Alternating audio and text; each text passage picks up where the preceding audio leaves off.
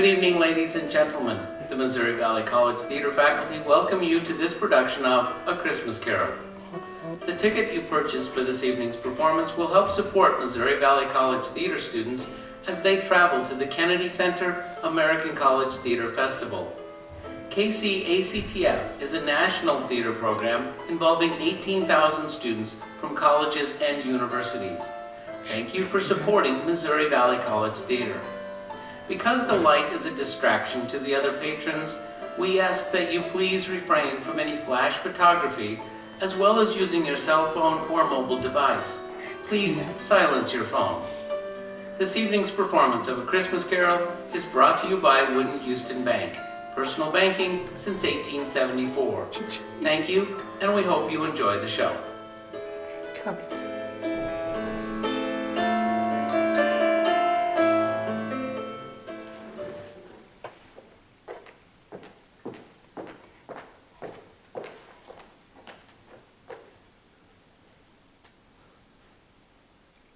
Marley was dead to begin with. There is no doubt that Marley was dead. Now this must be distinctly understood, or nothing wonderful can come from the story I'm about to relate. Scrooge never painted out old Marley's name. There it stood years afterward above the warehouse door, Scrooge and Marley.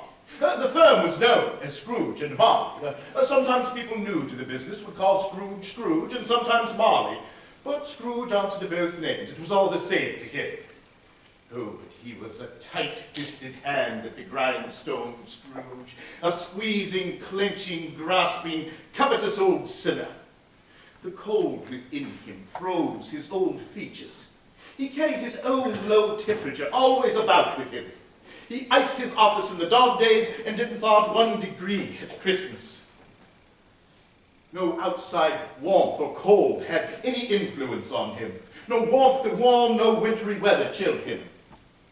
Nobody ever stopped him on the streets to say with gladsome looks, "My dear Scrooge, how are you?" No beggar ever implored him to bestow a trifle. But what did Scrooge care? It was the very thing he liked, to edge his way along the crowded paths of life, wanting all human sympathy to keep its distance. Now, once upon a time, of all the good days in the year, on Christmas Eve, Scrooge sat busy in his counting house. It was cold, bleak, biting weather, foggy withal. It had not been light all day. Now the door to Scrooge's office was open so that he might keep an eye upon his clerk, who worked in a dismal little cell beyond. Now the fire in Scrooge's office was very small, but the fire in his clerk's office was so very much smaller that it seemed like one coal. Suddenly, a cheerful voice pierced the air. "A Merry Christmas, my dear uncle! God bless you!" Bah! Humbug! Christmas a humbug? Uncle, you don't mean that, I am sure. I do. Merry Christmas. What right have you to be merry? You're poor enough. Oh, well, what right have you to be dismal? Well, what reason have you to be morose? You're rich enough. Bah! Humbug! Oh, don't be angry, uncle. Oh, what else can I be when I live in such a world of fools as this? Merry Christmas. Out upon Merry Christmas. What's Christmas time to you but a time for finding yourself a year older and not an hour richer, a time for paying bills with no money? If I could work my will, every idiot who went about with Merry Christmas on his lips would be boiled in his own pudding and buried with a stake of holly through his heart. Uncle! Nephew! Keep Christmas in your own way and let me keep it in mine. Keep it? But you don't keep it. Let me leave it alone then. Much good may it do you, much good it has ever done you. Well, there are many things from which I have derived good, by which I have not profited. I dare say Christmas among the rest. But I am sure with all my heart that it is a good time, a kind, pleasant, forgiving time, the only time I know of in the whole calendar of the year when men and women seem by one consent to open their shut-up hearts freely and see those below them as if they really were fellow passengers to the grave and not another race of creatures bound on other journeys. And therefore, uncle, though it has never put a scrap of gold or silver in my pocket, I believe that it has done me good and will do me good, and I say, God bless it!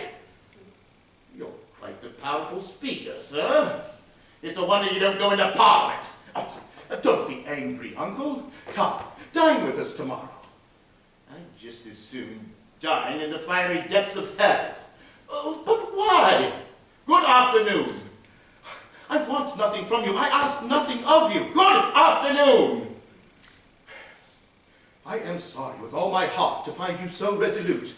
But as I have made my trial in homage to the season, I will keep my Christmas spirit to the last. And therefore, Uncle, a Merry Christmas, good afternoon, and a Happy New Year, good afternoon! His nephew left the office without an angry word. And he stopped at the outer door to bestow a blessing of the season upon the clerk, who, cold as he was much warmer than Scrooge, for he returned them cordially. Now, the clerk, in letting the nephew out, had let a solicitor in.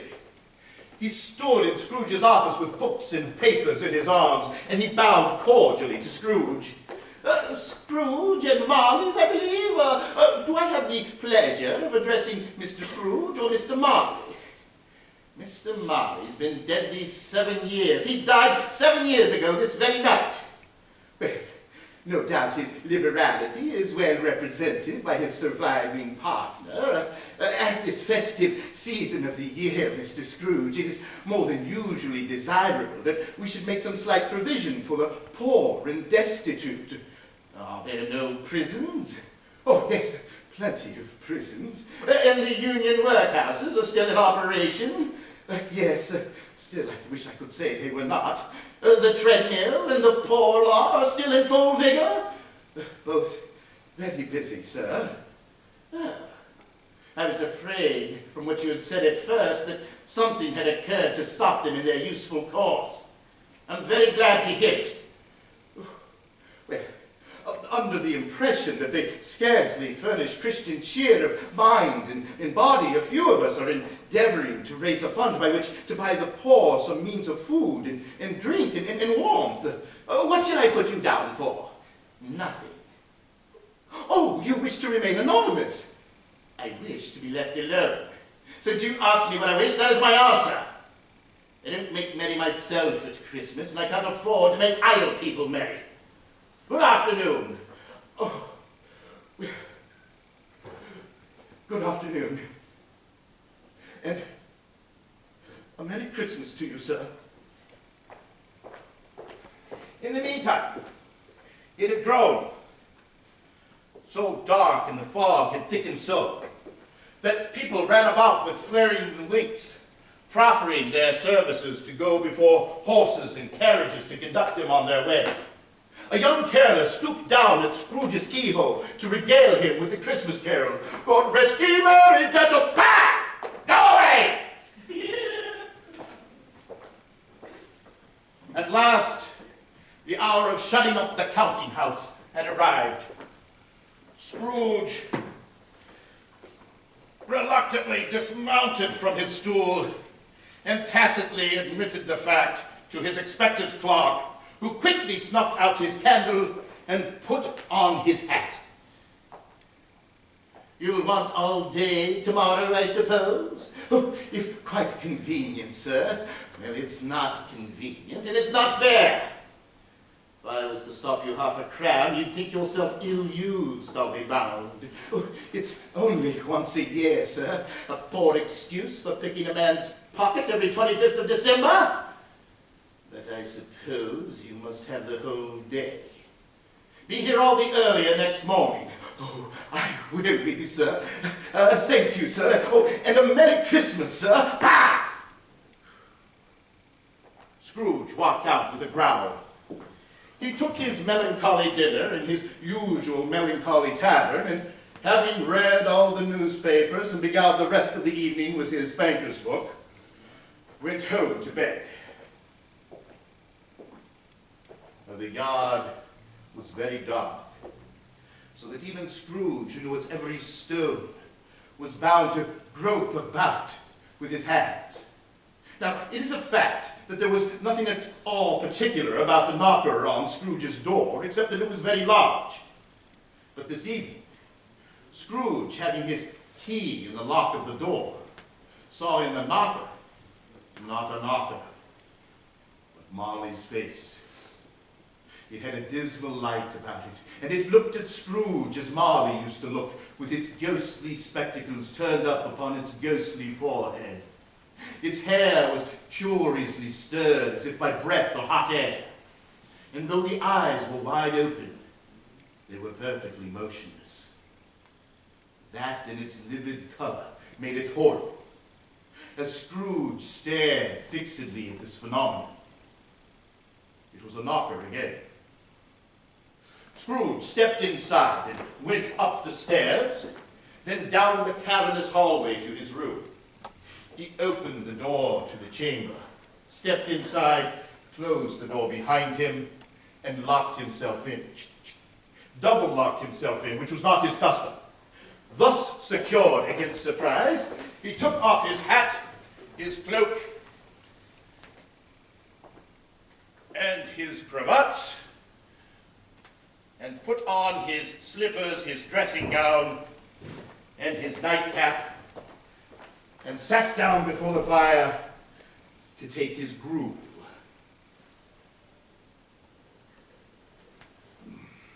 It was a very low fire indeed. Scrooge was obliged to sit close to it and brood over it. Suddenly, a bell began to ring, softly at first, then getting louder, then joined by others, and then nothing. It was succeeded by a loud clanging deep down below, as if some person were dragging chains over the casks in the wine merchant's cellar. The cellar door burst open with a booming sound, and Scrooge heard the chains much louder on the floors below. Then coming up the stairs, then heading straight towards his door. Humbug still, I won't believe it. Scrooge!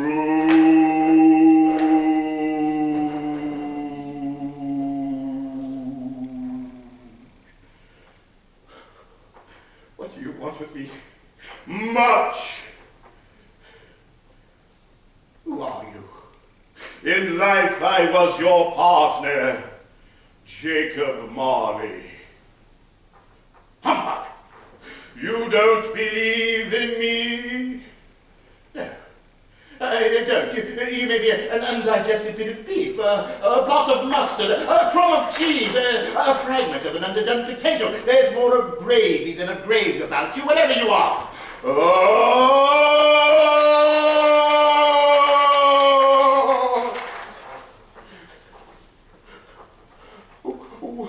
What do you want with me? Man of worldly mind, do you believe in me or not? I do. I must. But tell me, why do spirits walk the earth? And why do they come to me? It is required of every man that the spirit within him should walk abroad among his fellow men. And if that spirit goes forth not in life, it is condemned to do so after death. You are fettered. Tell me, why? I bear the chain I forged in life. I made it link by link and yard by yard.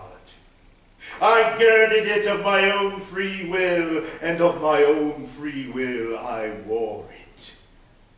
Is its pattern strange to you? Or would you know the weight and length of the strong coil you bear yourself? It was full as heavy and as long as this one 7 Christmas Eves ago. You have labored on it since. It is a ponderous chain. Oh, good Jacob Marley, tell me more. I cannot rest.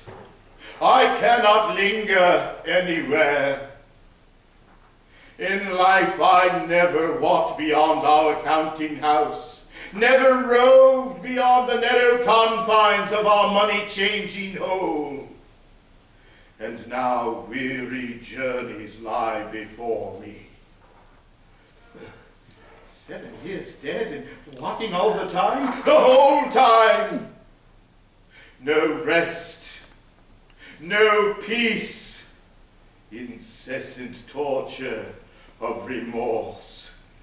Well, you might have got over a great quantity of ground in 7 years. Ah, captive bound and double-ironed not to know that any Christian spirit, working kindly in its little sphere, whatever it may be, is sure to find its mortal life too short for its vast means of usefulness. Not to know that no space of regret can make amends for one life's opportunity misused. Yet such was I. Oh, such was I. Oh, but you were always a good man of business, Jacob. Business! Mankind was my business. The common welfare was my business. Charity, mercy, forbearance, benevolence were all my business. The dealings of my trade were but a drop of water in the comprehensive ocean of my business. How it is I appear before you in a shape that you can see, I may not tell. I have sat invisible beside you many and many a day. That is no light part of my penance. I am here tonight to warn you that you have yet a chance and hope of escaping my fate. Oh, you were always a good friend to me, Jacob. You will be haunted by 3 spirits. Is that the chance and hope you mentioned, Jacob? It is! Well, I think I'd rather not. Without their visits, you cannot hope to shun the path I tread.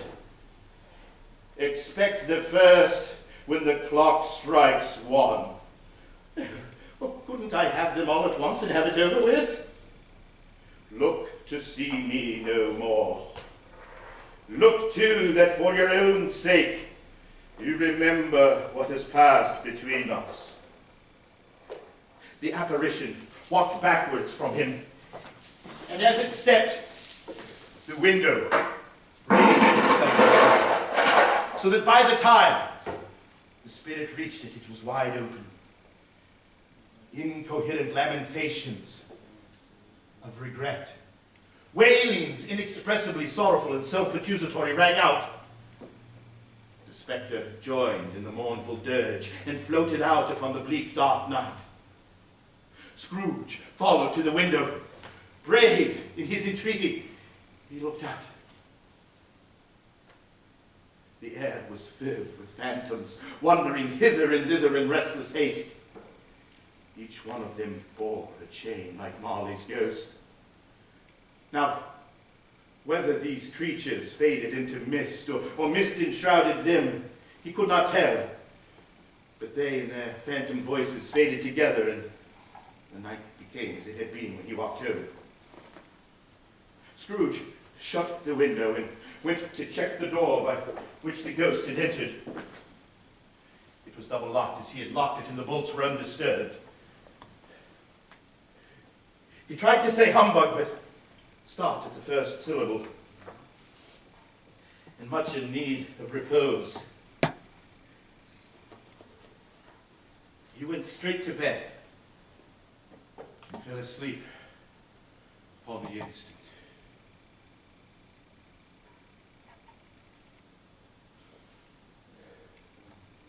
When Scrooge awoke, it was so dark that he could scarcely distinguish between the transparent window and the opaque walls of his chamber. As he endeavored to pierce the darkness with his ferret eyes, the neighboring church struck the 4 quarters. So he waited for the hour, from 6 to 7 and 7 to 8 and regularly up to 12. 12. Scrooge sat restlessly in his bed and waited as the minutes passed.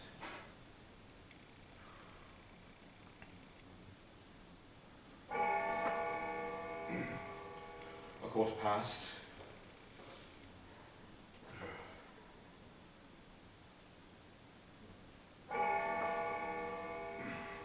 Half past.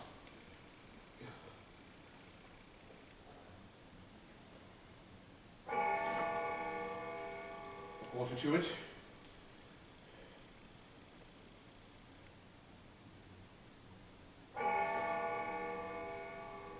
The hour itself, nothing else.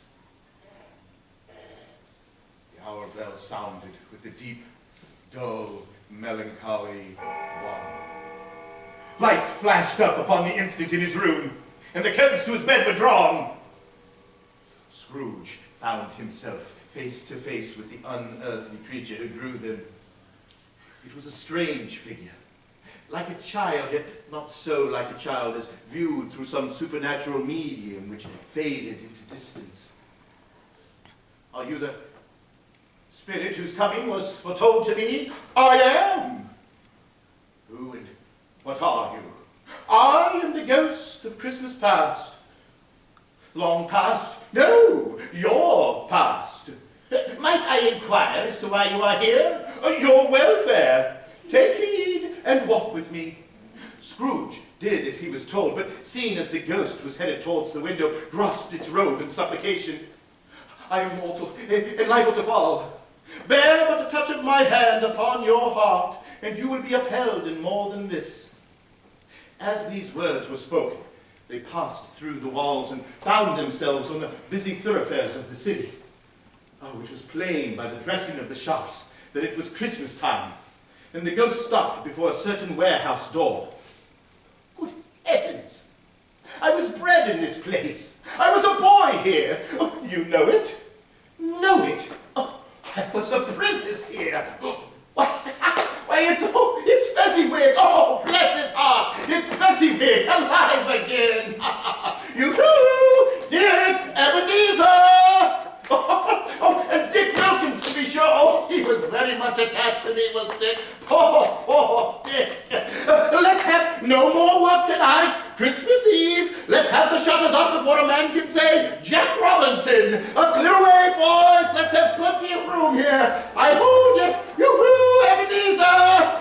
Oh, and there's Mrs. Fezziwig and all their darling daughters and the young men whose hearts they broke. Oh, and they're all laughing and clapping and dancing and there's Fezziwig and Mrs. Fezziwig dancing. Oh, and they're all laughing and clapping and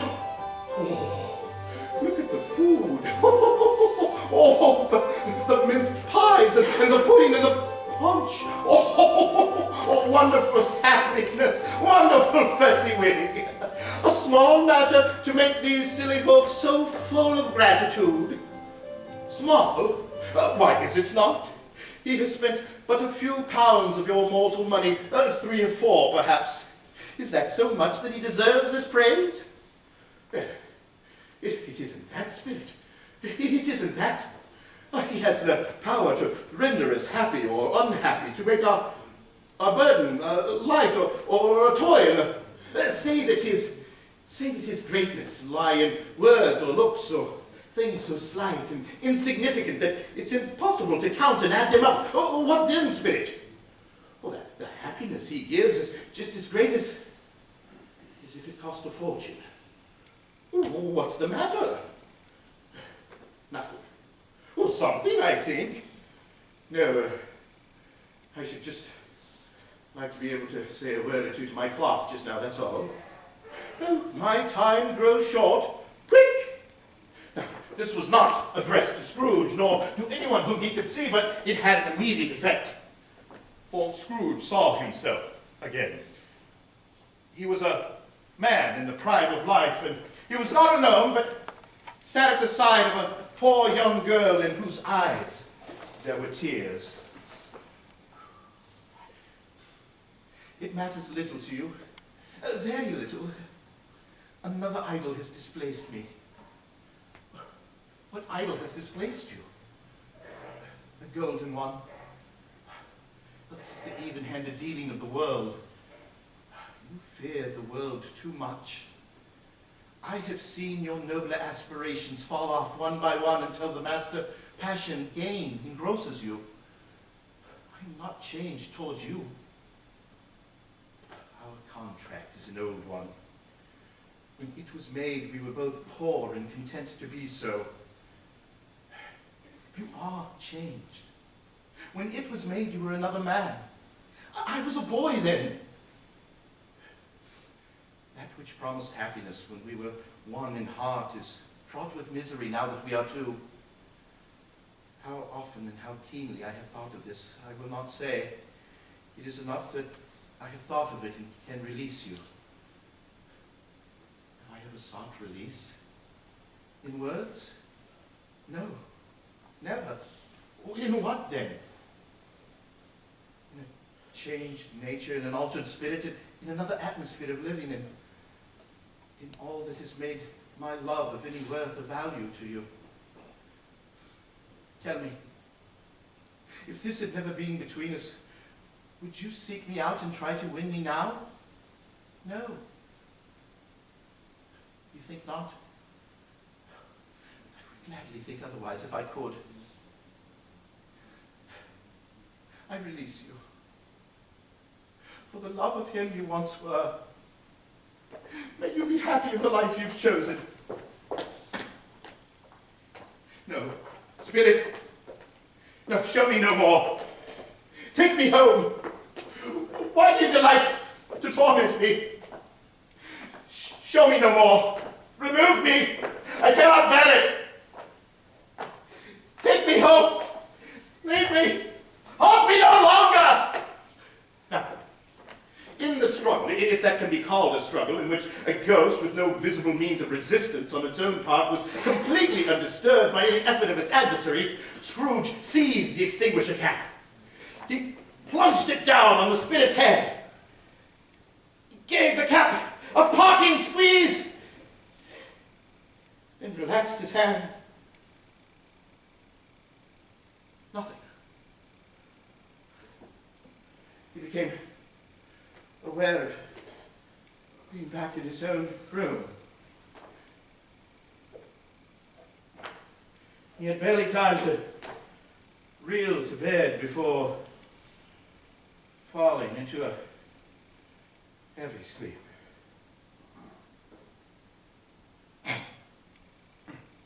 Awaking in the middle of a prodigiously tough snore and sitting up to get his thoughts about him, Scrooge had no occasion to be told that the clock was again upon the stroke of 1. Now, being prepared for almost anything, he was not, however, prepared for nothing. Consequently, when the clock struck 1 and no shape appeared, he was taken with a violent fit of trembling.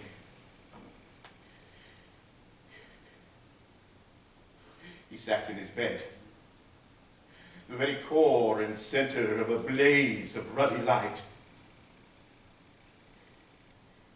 He began to suspect that the source and power of this ghostly light lie in the adjoining room.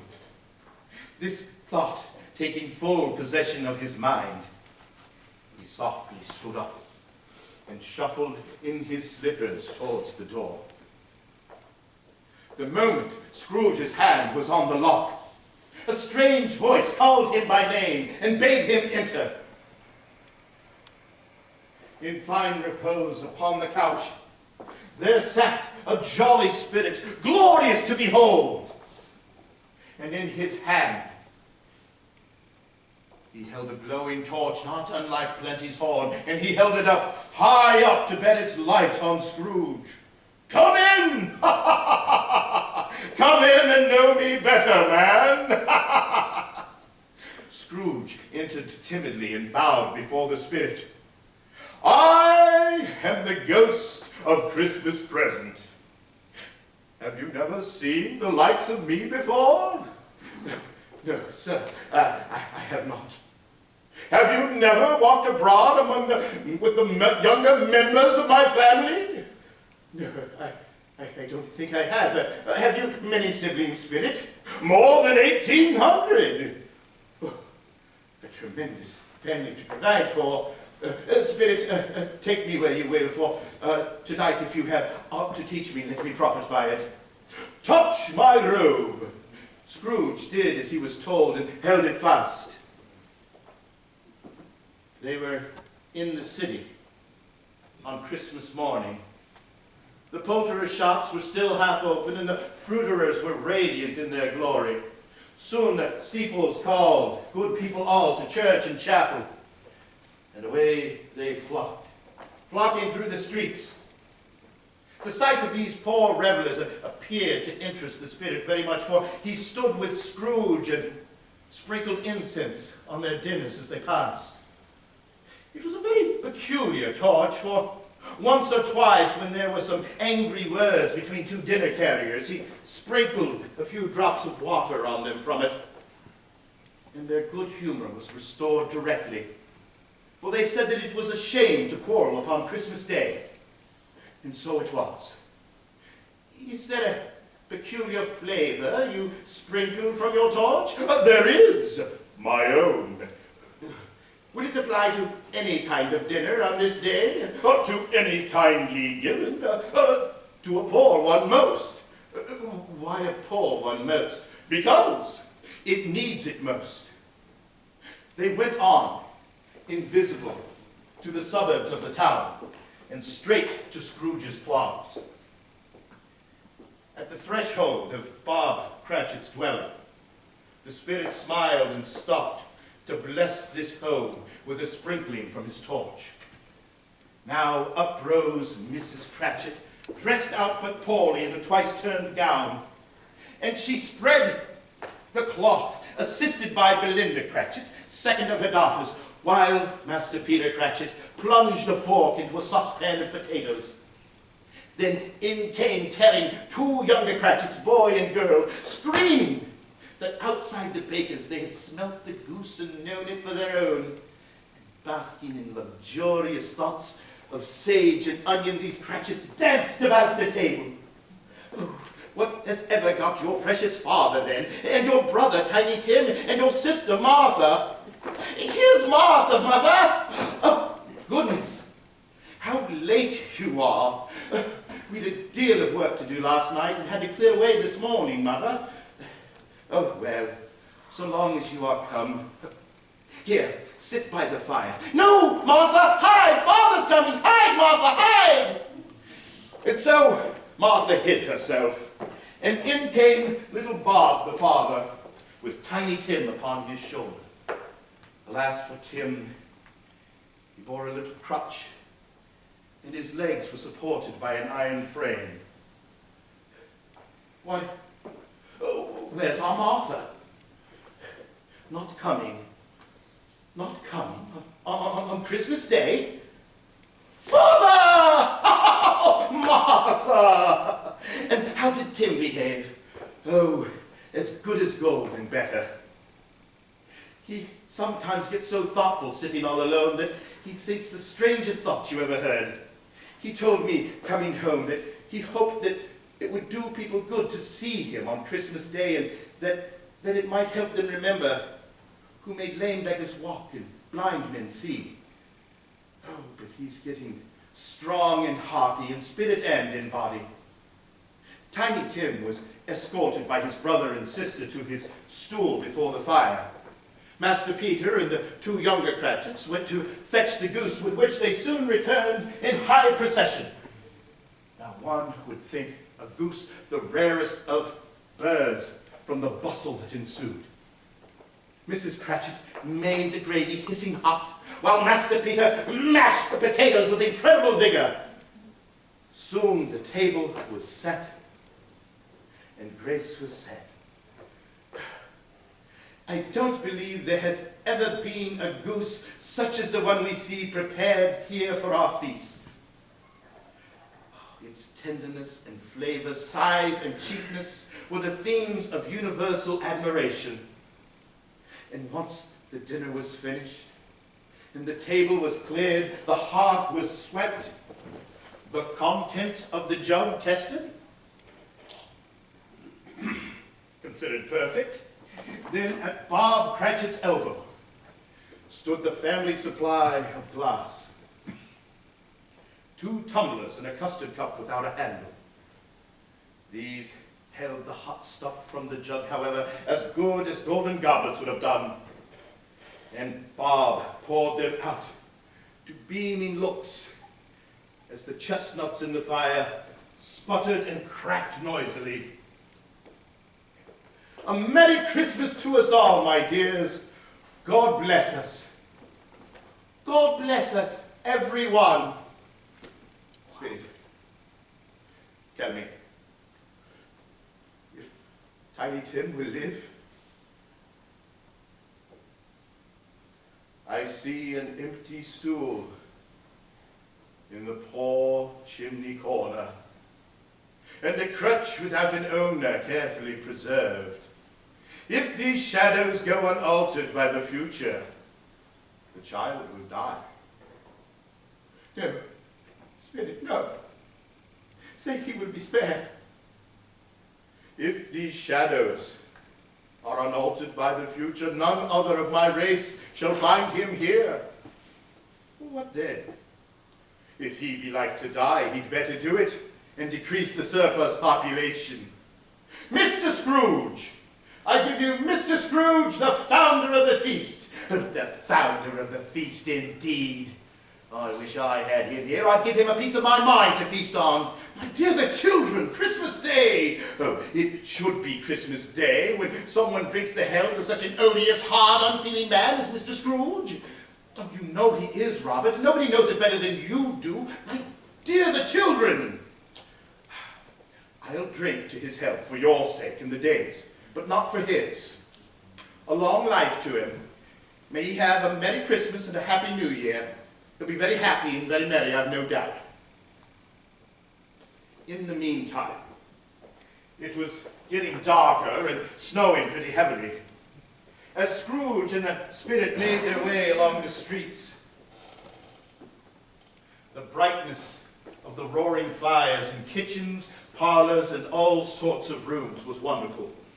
Now, it was a great surprise for Scrooge to hear a laugh.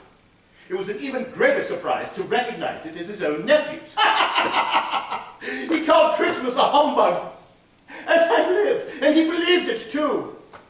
Oh, he's a comical old fellow, and not as pleasant as he might be. However, his offenses carry their own punishment, and I have nothing to say against him. His money is of no use to him. He doesn't do any good with it. He doesn't make himself comfortable with it. I feel sorry for him. I couldn't be angry with him if I tried. Well, who suffers by his ill whims? Himself, always. But here he takes it upon himself to dislike us, and he won't even come to dine with us. What's the consequence? He misses some pleasant moments which would do him no harm. I mean to give him the same chance year after year, whether he likes it or not, for I pity him. Well, he's given us plenty of merriment, I am sure, and it would be a shame not to drink his health. Here is a glass of mulled wine ready at hand at the moment, and I say, Uncle Scrooge, a Merry Christmas and a Happy New Year. You wouldn't take it from me, but may you have it nevertheless. Uncle Scrooge. Scrooge had imperceptibly become so gay and light of heart that he would have pledged the unconscious company in return and thanked them with an inaudible speech if the ghost had let him. But the whole scene seemed to pass off in the last syllable of his nephew, and he and the Spirit were again upon their journey. It was a long night, if it were only a night, but Scrooge had his doubts of this, for the Christmas season seemed to be condensed within the space of time they passed together. It was strange, too, that although Scrooge remained unaltered in his outward form, the ghost grew older, clearly older. Are spirits' lives so short? My life upon this earth is very brief. It ends tonight. Tonight? But I time is drawing near. Oh, forgive me if I am not justified in what I ask, but I see something strange and not belonging to yourself protruding from your skirts. From the folding of its gowns, it brought two children, wretched, abject, terrible. They knelt at its feet and clung to the outer portion of its garment. They were a boy and a girl, yellow, meager, haggard. Spirit, are they yours? They are man's, and they cling to me. The boy is ignorance, the girl is want.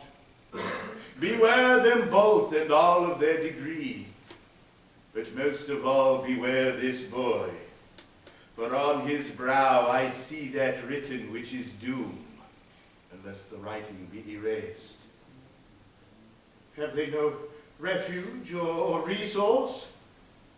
Are there no prisons? Are there no workhouses? At this, the clock struck 12. Scrooge looked about him for the ghost.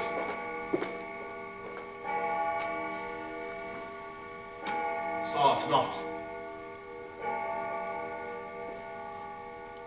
As the last stroke ceased to vibrate, he remembered the prediction of old Jacob Marley, and lifting up his head, beheld a phantom, draped and hooded, coming like a mist upon the ground towards him.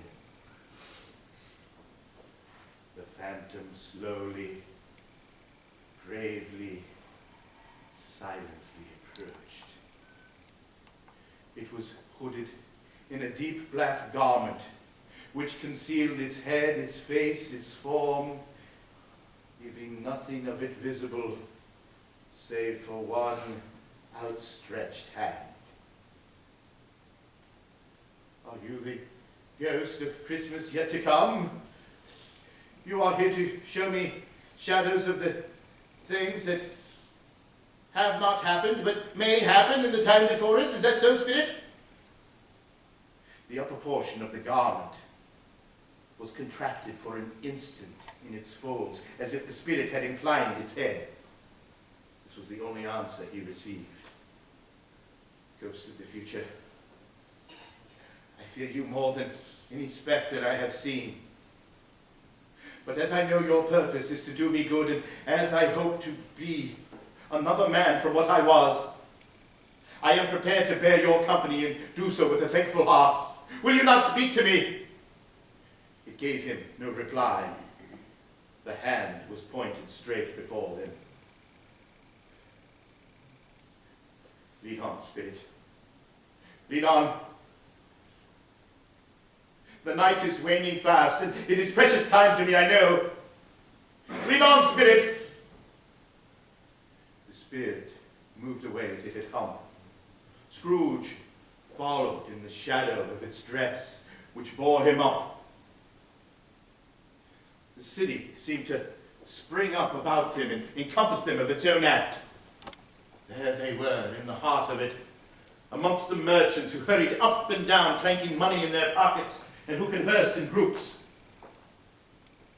The spirit stopped before one knot of businessmen, and seeing that the hand was pointed to them, Scrooge advanced to listen to their talk. No, I don't know much about it either way. I only know he's dead.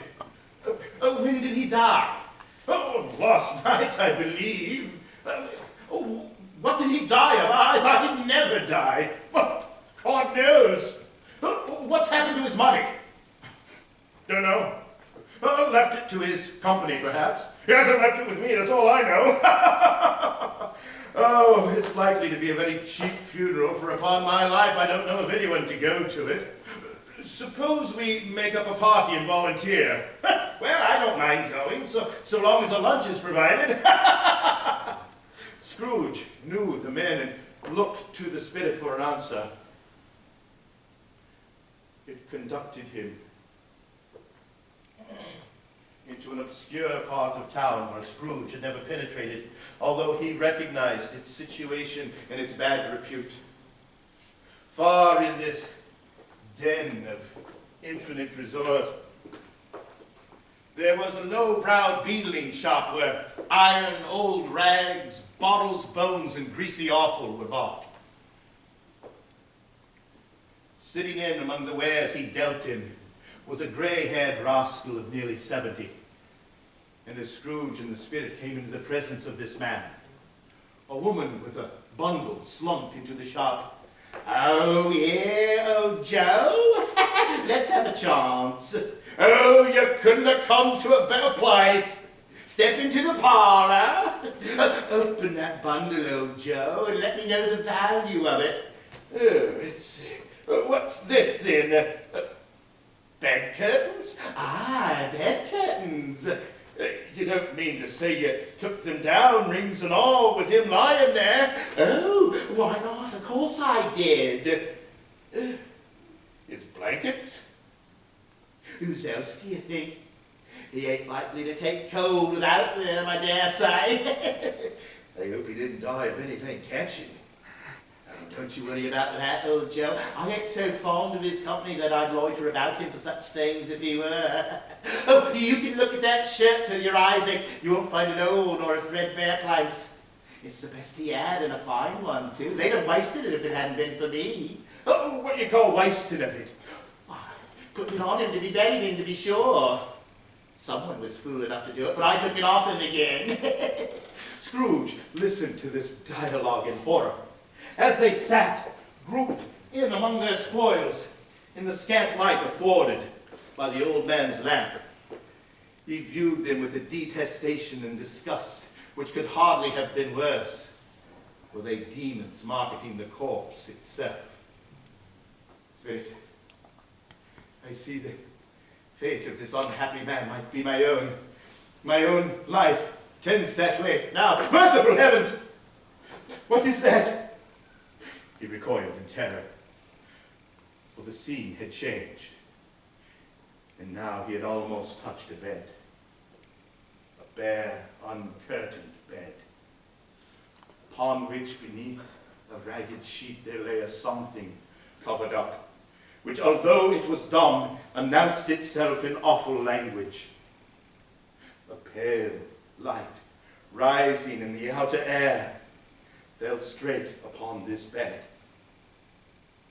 and on it, plundered and bereft, unwatched, unwept, uncared for, lay the body of this man.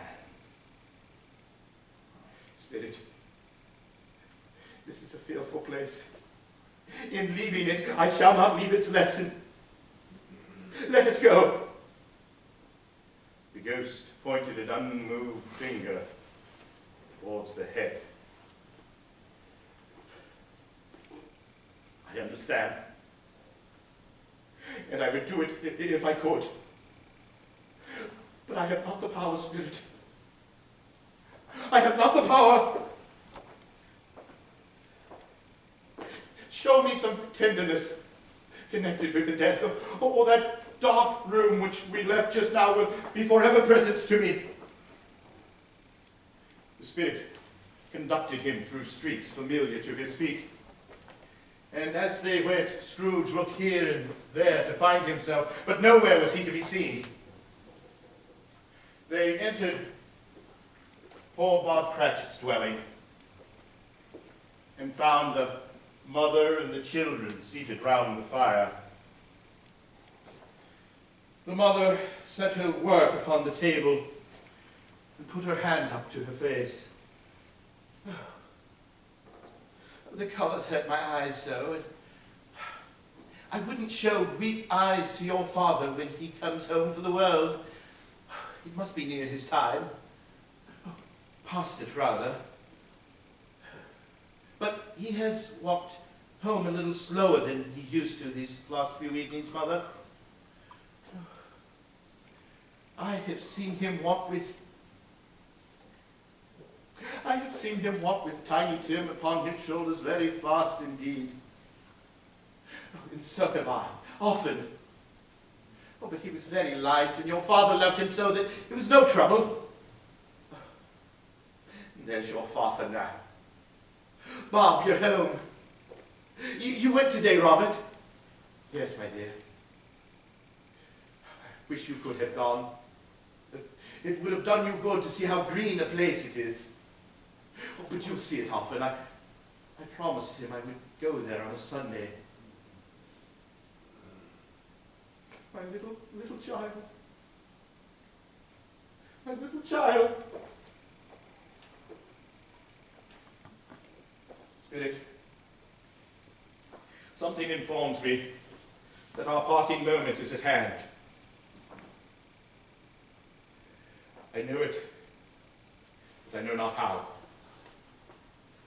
Tell me, what man was it whom we saw lying dead? The ghost of Christmas yet to come conducted him as before into a churchyard. Here, the wretched man whose name he had now to learn lay underneath the ground.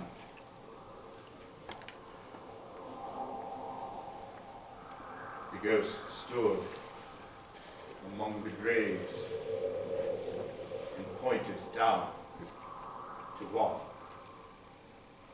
Scrooge advanced towards it, trembling as he went. Before I step closer towards that stone, answer me one question. Are these the shadows of the things that will be, or the shadows of things that may be only? Men's courses will foreshadow certain ends which, if persevered in, they must lead, but